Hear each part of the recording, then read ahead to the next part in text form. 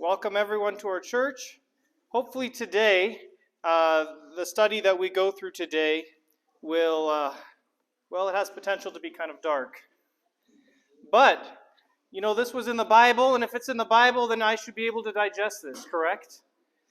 I would like us all to think in our life about our priorities and what is really, really important to us. When I look out in the congregation here, I see so much diversity. People from different cultures, different backgrounds, different countries, different age groups in the start of their life, with pretty much the book unwritten, the book ready to be filled, and then other people near the end of their life, a whole legacy behind them. And all through our lives, we have a different set of priorities that are important to us. And sometimes I think we all think, especially as Americans, those people who grew up in an American culture, there's a very individualistic background. You're the self-made man, the self-made woman. You overcome adversity. There's the idea, maybe for my generation, that I am unique. I am special. In fact, we even have songs how God has made you special. There's no one else like you. I am something special. There's no one else like me. So I am unique. I am special. And we go through this idea that, you know what, the priorities, me, my future, my success, my family, this is all very important. And we all get wrapped up in the rat race of life, going faster and faster, getting all of our accomplishments met. And those may be, if you're young, what will I be when I grow up? Will I go to school? What kind of school will I go to? Who will I marry? What are the decisions that I'm going to make in this life? I think of all of us, we also have the grand scheme of important things built by our culture. For an example, here in America, we have different age groups. Maybe we are partially defined by the assassination of JFK. We remember that. Wow, that was a big thing. The greatest generation's dying off, but there was Pearl Harbor, something that shocked the nation. For me, there's 9/11, something that really meant something to me, where I can remember the moment I heard of it. But I don't know if Jennifer Tudoroya was even alive when 9/11 happened. So that is something that is not a part of her livelihood, but for me that's important. And we've had the war on terror, the pandemic, the fall of Kabul. Here we have people from Ukraine, Russia. In the last year, you have the war in Ukraine. I have a lot of Syrian friends that I've known in the past. The war in Syria that's been going on for, over a decade, pulverizing the country. All these things are important to us today, living today. And they shape our psyche, they shape our worldview. And you can even say, I listen on the radio sometimes, you'll have, even within the U.S., you have Democrats, Republicans, and you'll have the Republican talk show, and he says, this is so important. This is so important. We're never living in a time like now. This time is important. We have so much at stake. We need to change the course of the nation. And I think, is this really important? Because we get all wrapped up in this. Is this time right now that I'm living in more vital than any other time that's been here on the face of this earth?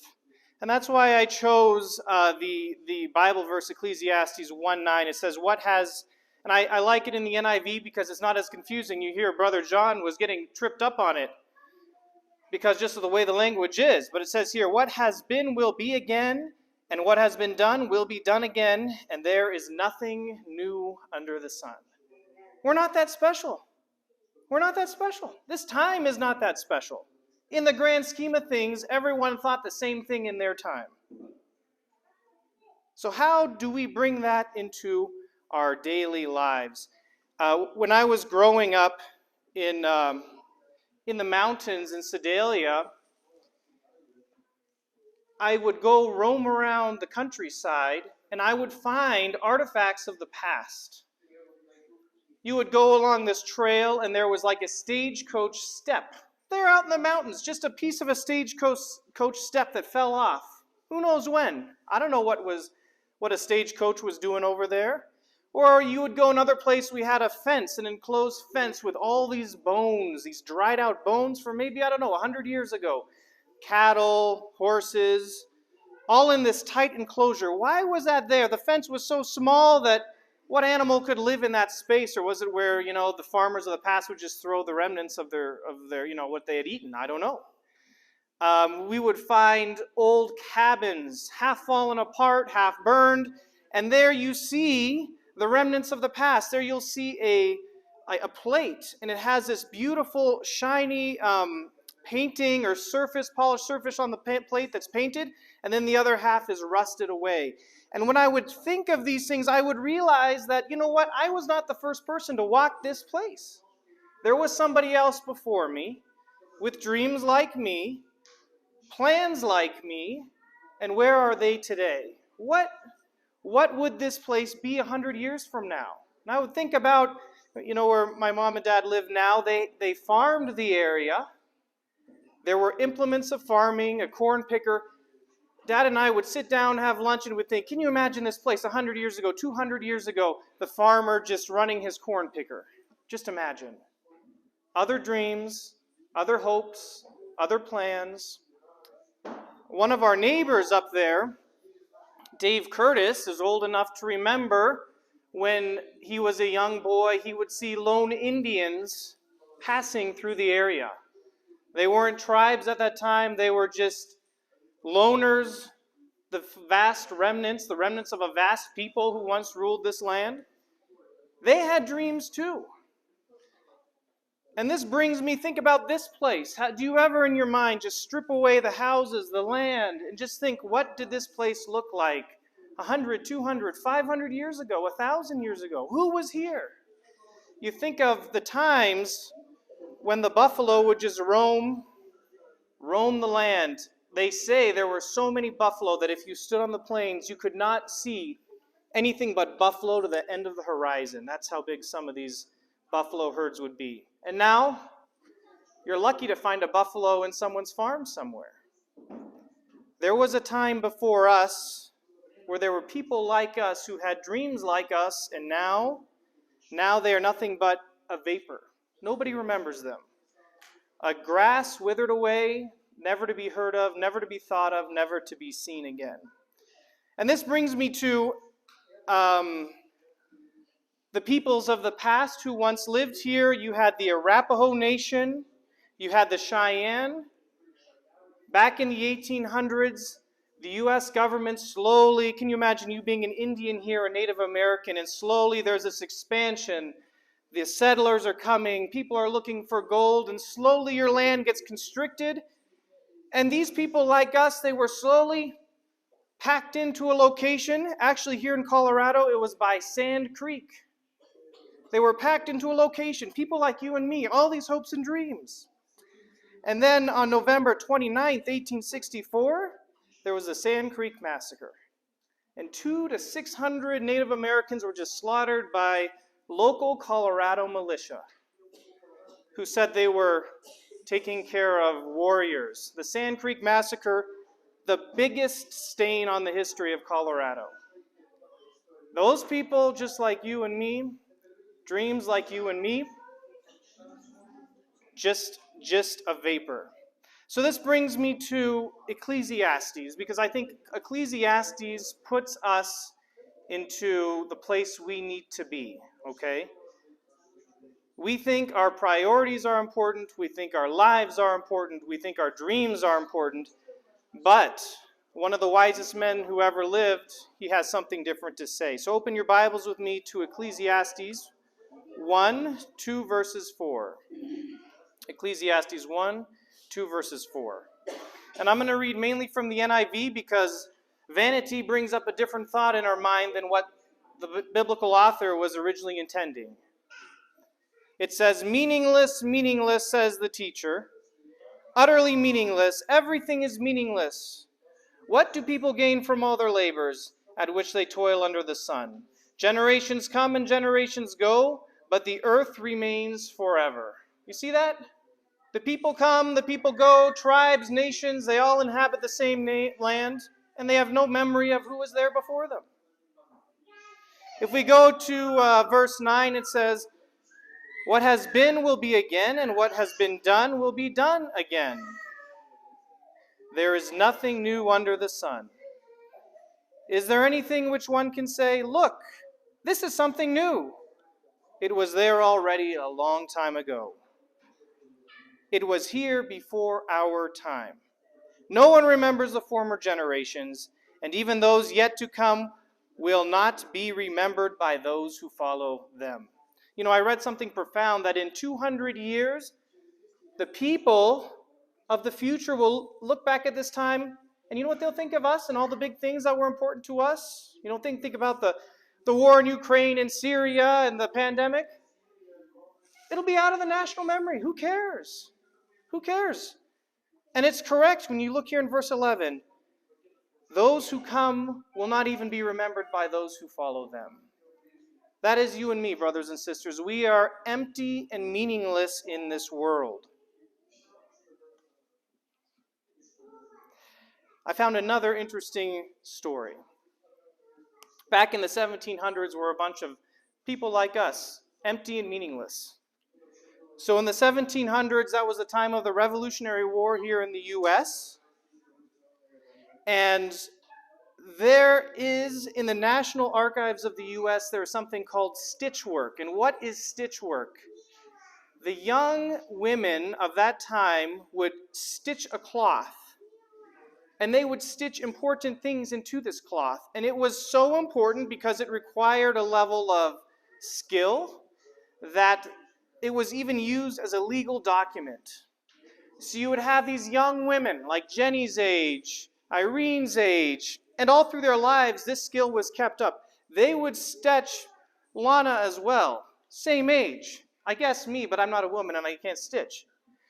They would stitch this little document, and in this document they would have births, deaths of their family, of their husband, of their children, and it would be a record.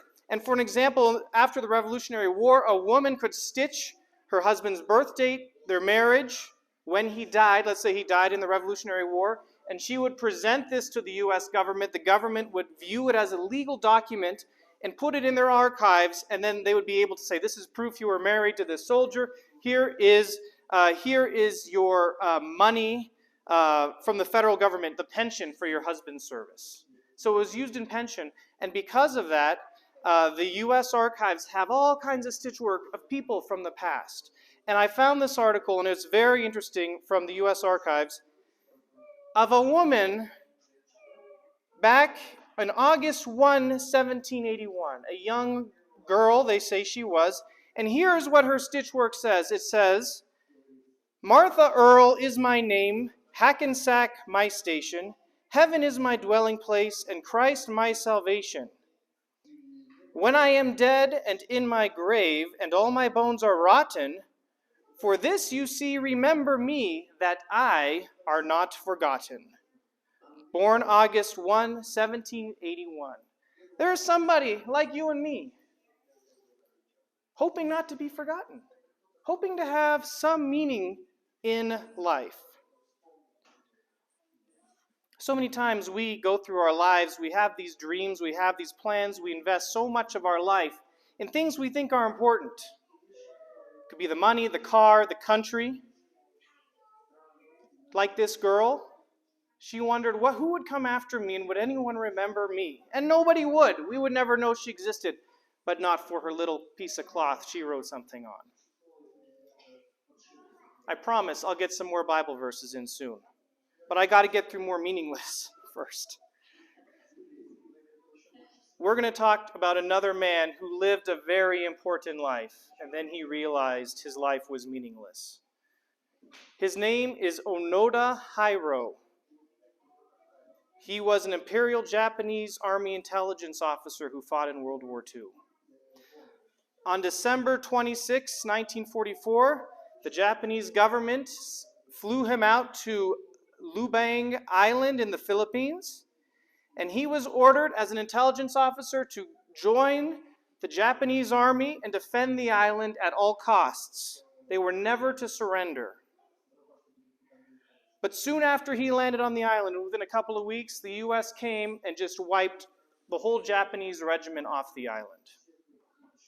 So Onoda and his 3 other companions, they took to the hills to escape the advancing Americans, and they began a guerrilla war campaign on that island. And what happened was, so the U.S. landed on February 28th, 1945. Onoda takes to the hills, and soon after that, the Japanese government falls and surrenders because of the atomic bombs, etc. But Onoda and his 3 friends, they have no idea this happened. So they start their guerrilla war. They come down out of the mountains. They fight with farmers. They burn crops, kill cows, get in shootouts with the police, and then they disappear because in their mind, the war is still going. So they're fighting, and they fight and fight. They fight for years. By the end of 1945, the locals are fed up with these Japanese soldiers running around, still shooting at them. So they appeal to the government. The government goes and talks with the Japanese, the U.S. government, the Philippine government, and they drop all these pamphlets all over the jungle. The war is over. It's all done. Stop fighting. But when Onoda sees this, because he's now the lead man, he's now the lieutenant among the 3, he says, you know what? They are trying to deceive us. We're going to continue fighting. Months go by. Months turn into years. The government, the U.S. government, would drop flyers of these soldiers' families. They would drop requests to surrender or to lay down your arms from the commanders of the soldiers who had since surrendered in Japan. But never once did any of them surrender. Finally, one man, sick of this, he walks off into the jungle and disappears, and it turns out he was arrested. The other 2 were killed in a firefight with a fisherman and the police. And Onoda was left all by himself. The last 2 friends of his in 1972, they were burning rice paddies, and that's when they were killed in a shootout. So let me just correct things. He landed in 45. In 1972, he's still fighting. He's still fighting for Imperial Japan.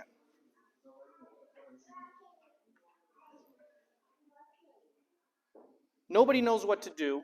They send out search parties for this guy, and they can't find him.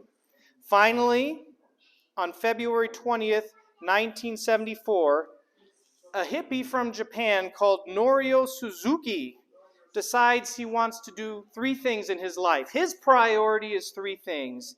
He wants to find the mythical Lieutenant Onoda, who's still continuing on World War II in the Philippines. He wants to, number 2, find a giant panda.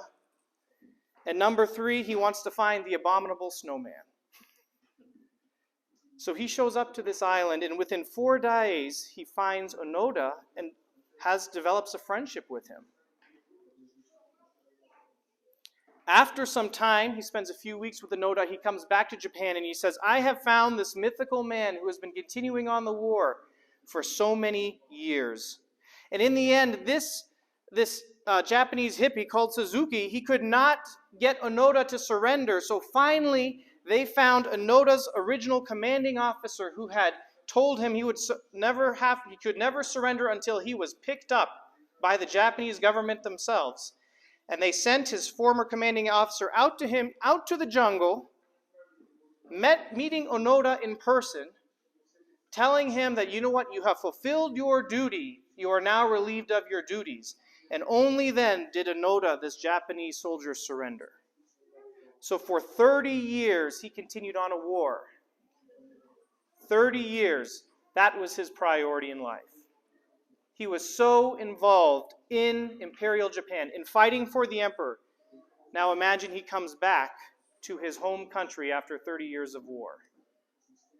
And when he came back, the Japan he had left was no longer recognizable. He fought for Imperial Japan, but here he found a bunch of consumerist Japanese, huge skyscrapers. Nobody cared about the emperor. high-speed trains, a booming electronic industry.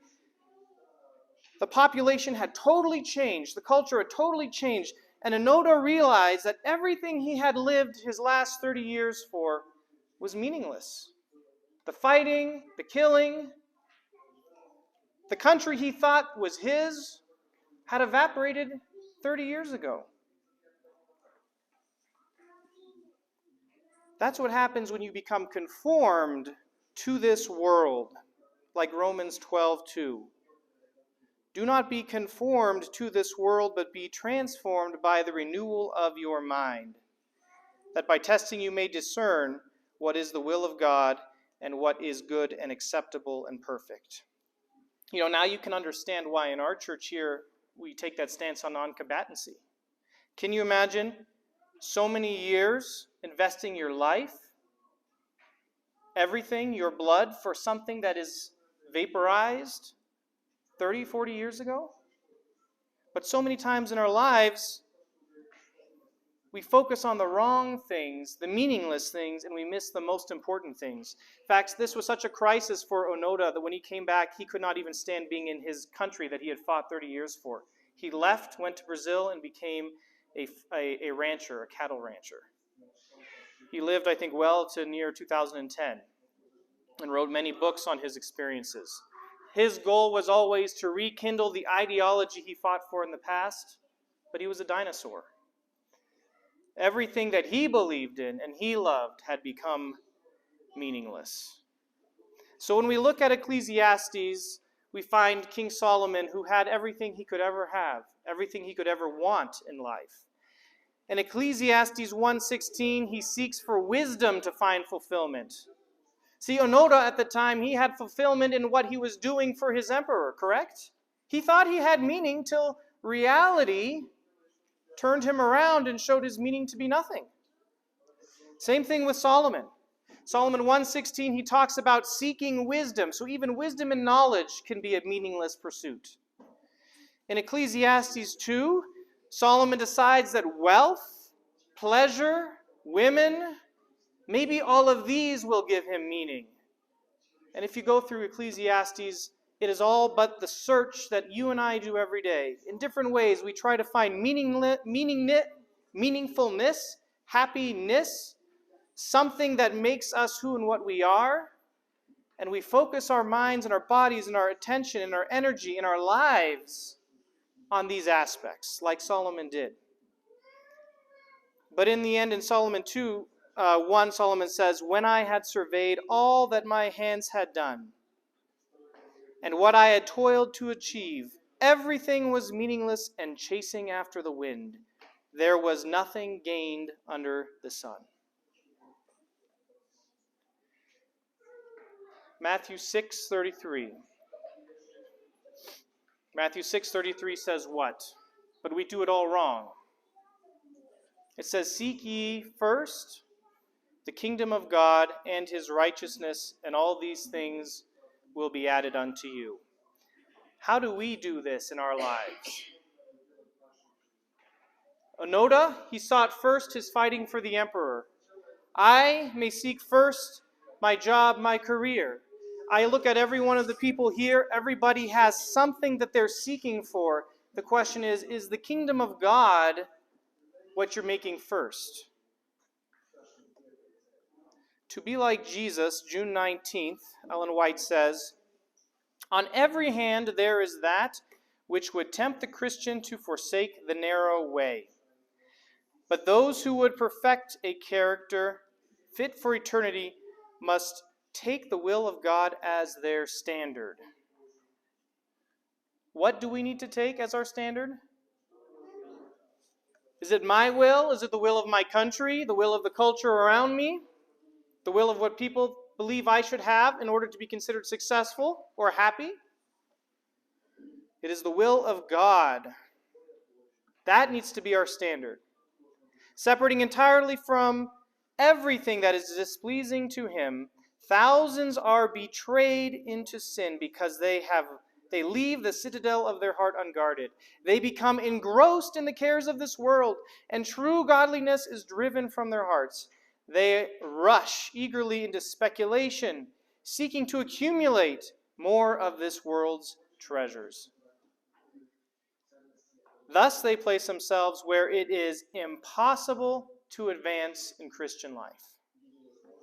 How many times do our meaningless priorities overcome those that are truly meaningful? And we ourselves put ourselves in a position that is impossible to advance in Christian life. Colossians 3 verses 2. Set your mind on the things that are above, not on the things that are in this earth. Maranatha, page 71. Satan will present the path of holiness as difficult, while paths of worldly pleasure are strewn with flowers. In false and flattering colors will the tempter array the world with its pleasures before you. Vanity is one of the strongest traits of our depraved natures, and he knows that he can appeal to it successfully. I really like this part. He will flatter you through his agents. You will receive many praise, which will gratify your vanity and foster you in pride and self-esteem. And you may think that with such advantages and attractions, it is really a great pity for you to come out of this world and to be separate and become a Christian. You see how Satan does it? He takes the meaningless priorities in this world and he makes them look wonderful and appealing, and then people come up and praise you. Oh, you do this so well. Maybe you should go into that. And you have a real knack for this? Go into leadership. Hit the next level. Go further. Go higher. And he talks us into our vain believings, and we proceed a mirage, something that looks wonderful from here, but in the future the end is only empty. She continues, but consider that the pleasures of earth will have an end, and that which you sow now you must also reap. Are personal attractions, ability, or talents too valuable to devote to God? And the author of your well-being? He who watches your every moment? You know, it's interesting. People who started small and then became big. I think of Elvis. He had a Christian background. He had a Christian background, but you know what? His talent outgrew his church. His talent outgrew his people. And in the end, his talent was too valuable for God. How is that for us? Maybe there's somebody who's in our church has a good speaker, or they are in too small of a pond to be of service to God appropriately. I need to go to something bigger. I need to go to something better. The church here is too small, too weak, too decrepit for me to serve God in this capacity. If I serve God in a better capacity, a higher capacity, a more developed capacity, is that me really wanting to serve God, or is that me just making my own personal priorities? Are our perceived talents too valuable to devote to our Creator, who watches our every movement? Are your qualifications too precious to devote to God? That was Maranatha, page 71. One last quote from Ellen White on this topic of priorities. Jesus does not, and this is God's Amazing Grace, page 21. God's Amazing Grace, page 21. Jesus does not release us from the necessity of effort, but he teaches that we are to make him first and best and last in everything. We talked today in the lesson, is the Sabbath a priority? When we're in the Sabbath hours, do we make our communion with God a priority? Is he first, best, and last in everything? Or is he a little prayer before you fall asleep and you're unconscious at night? We are to engage in no business, follow no pursuit, seek no pleasure that would hinder the outworking of his righteousness in our character and life. Whatever we do is to be done heartily and unto the Lord. So, our priorities need to be looked through always in the lens of what is God's priority for my life. And what we do and the work we do in our life is only valuable if it is through God's lens. Now, I have a story here in conclusion, and this story was profound to me as a child because my dad actually preached this story years ago, 15 years, 20, I don't know, could have been 25. And I looked over the World Wide Web, I couldn't find it. I put in these buzzwords, I couldn't find the story. I looked and looked because it fits in with this topic so well.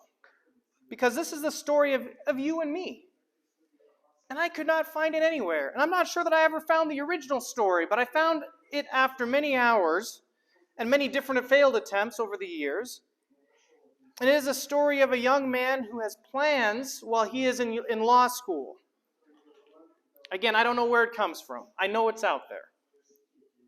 And the story goes something like this. There is a young man in law school. So imagine you're in law school. You have all these dreams, all these plans.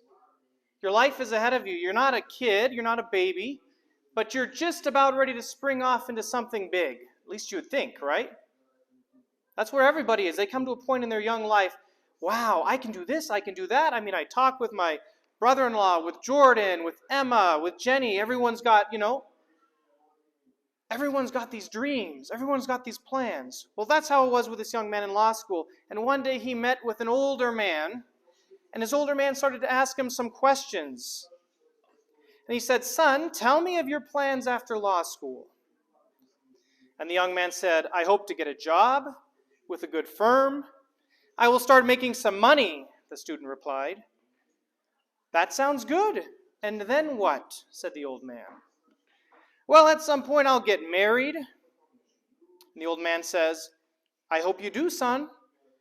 And then what? Well, I want a nice house and to start a family. Of course. And then what? I want to raise my kids in good schools. I want to earn enough money for a second home. Right. What then? I hope to make enough money so I can slow down. Maybe I can take some nice vacations with my wife and children. The old man says, what then? Well, I guess I'd like to see my kids get married, to start their own families. I hear having grandchildren is even better than having children. Yes, it's true, says the old man. Then what?